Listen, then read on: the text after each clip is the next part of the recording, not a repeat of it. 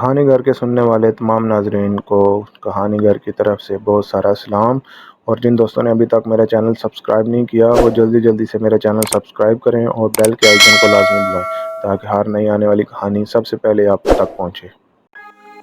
جی تو پیارے بچوں، آج کی کہانی کا نام ہے سمندری پریاں۔ چلتے ہیں کہانی کی طرف۔ ایک وقت ایسا بھی تھا کہ سمندر میں کوئی پری نہیں رہتی تھی۔ سمندر میں رہنے والی مخلوق کو معلوم تھا کہ پریاں تمام جاندار چیزوں پر نہایت مہربان ہوتی ہیں۔ جب ان میں کوئی دکھ، بیماری یا مصیبت ہوتی ہے تو وہ ان کا پورا خیال رکھتی ہیں۔ اس لیے سب رنجیدہ تھے کہ ہم نے ایسی کیا خطا کی ہے جو ہمارے ہاں پریاں آ کر نہیں رہتی۔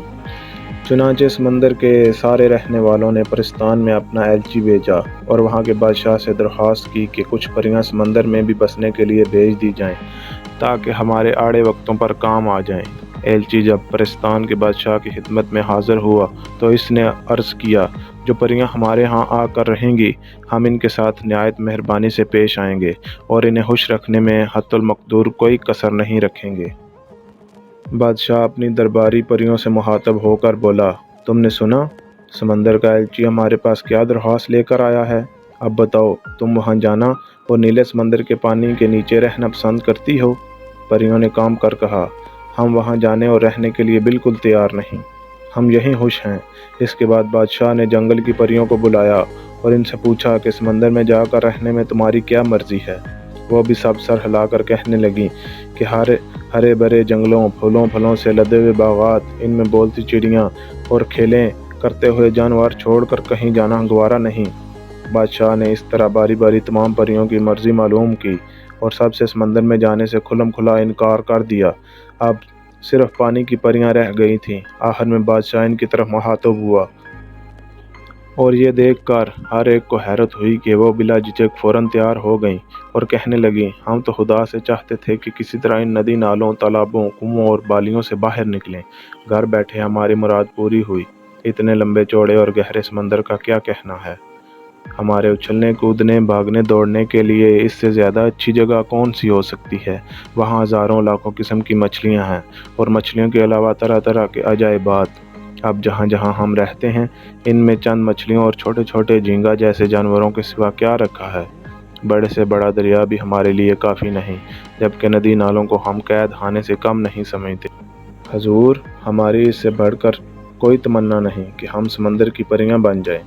ہاں، ایک بات کا خیال رہے کہ ہم پانی میں کس طرح رہ سکیں گے۔